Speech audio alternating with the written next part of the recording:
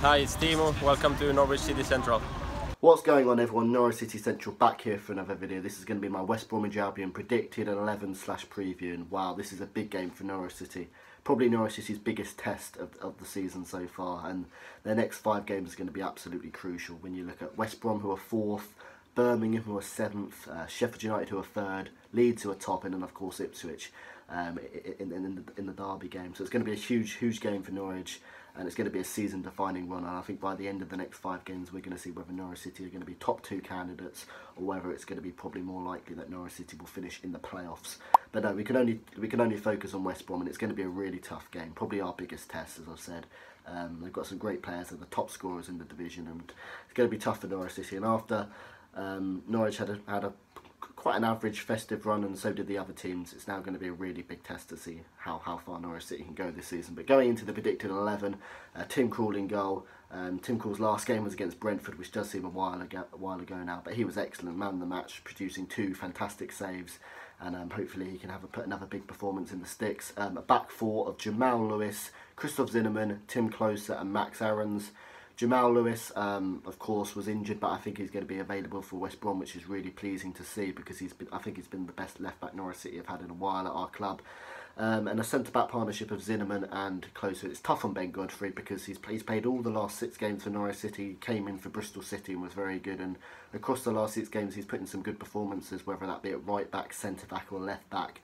But for me, I look at when Norwich City were having our best runs of the season. It was in September when we won a few games in a row, and it was in the October-November period where we beat the likes of Forest, Villa, Sheffield Wednesday all in a row. And I just think Zinnerman and Klose are the best partnership Norwich City have, and Max Aarons has been excellent at right back. His performances have dropped in recent weeks, but still a fantastic right back and one of the breakthrough English talents across England.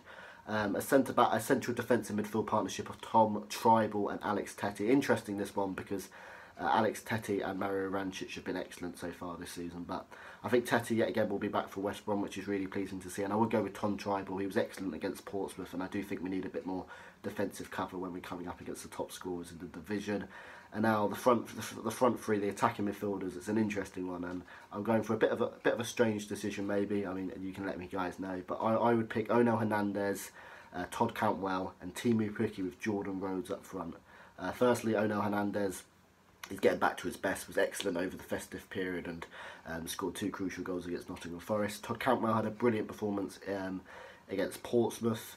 Emi Buendia is not quite fit yet, so I think Todd Cantwell's the best player to play in this position.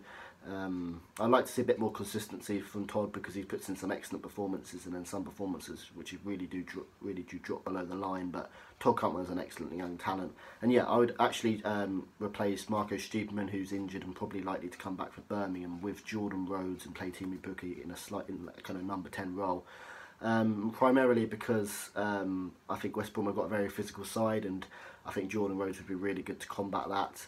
And also I think Teemu Pukki would, in that kind of deeper role, would be a great replacement for Stiepermann, because Stiepermann's great at holding the ball up and bringing others into play. And if you put Mario Rancic there, I think you lose a bit of physicality. You probably lose the ability to hold the ball up sometimes. So I'd put Teemu Pukki and Jordan Rhodes, and I think that partnership could be really deadly, and I'd like to see it. But turning to West Brom, top scorers in the division, and they're 2 strikers. They'd probably be good for a Premier League side, wouldn't they? Dwight Gale and Jay Rodriguez. Dwight Gale's averaging a goal at once every 102 minutes, and Jay Rodriguez is obviously a brilliant striker, both scoring 13 goals this season.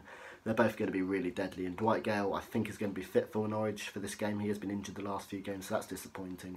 They've also got Harvey Barnes as well, 9 goals. He's been an absolutely brilliant signing for West Brom this season. I think Leicester do want to recall Harvey Barnes, but I think yet again Harvey Barnes is going to play in this game, which is another blow for Norwich City. They've got some brilliant talents, and they are the top scorers in the division, scoring 54 goals. So it's going to be tough for Norwich City to keep a clean sheet in this one, let's put it that way. But they have conceded 34 goals, and Norwich City have also conceded 34 goals. Both sides do have a bit of a leaky defence when you look at like Middlesbrough, who have only conceded 18 goals, and some of the other sides at the top. Both teams here have got a leaky defence, and Norwich City we should look to try and expose that. But yeah, so there could be quite a few goals in this game. But as for Norwich City, I think where this game's going to be won and lost is set pieces. I think when you look at West Brom, they've got so many quite tall players. You know, Jay Rodriguez, Higazi, Craig Dawson, and a lot of West Brom's goals do come from set pieces. So Norwich City are going to have to be switched on. But Norwich City have also scored a lot of set pieces this season, but yet again conceded them. We conceded 2 against Derby, and then obviously 1 against Brentford. But then we did also score against Brentford. So Norwich City are going to have to be ruthless from set pieces, but equally they're going to have to defend them, because our ability to defend set pieces this season has been poor, and we've conceded a lot of goals, and it's probably cost us quite a few points as well. A score prediction, I'm going to go for a 2-1 Norwich City win. You can only hope with Timu Pukki and Ono Hernandez getting the goals. It's going to be a big game for Norwich City and a big test over the next 5 games. As I said, Leeds, Sheffield United and West Brom are all going to be huge tests for Norwich City. But by February the 10th after Ipswich, I think we're going to see whether Norwich City have the capabilities to be a top 2 side. But yeah, thanks for watching. Please leave me your thoughts down below. Subscribe to Norwich City Central, and I'll see you later.